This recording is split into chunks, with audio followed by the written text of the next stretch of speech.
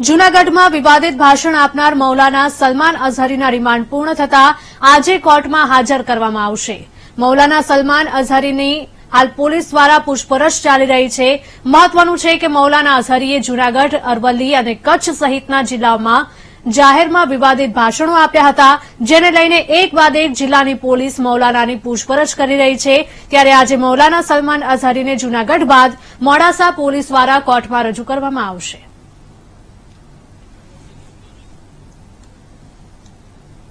તો જૂનાગઢમાં વિવાદિત ભાષણ આપનાર મૌલાના સલમાન અઝહરીના રિમાન્ડ પૂર્ણ થતા આજે તેને કોર્ટમાં હાજર કરવામાં આવશે. મૌલાના સલમાન અઝહરીની હાલ પોલીસ દ્વારા સઘન પૂછપરછ ચાલી રહી છે.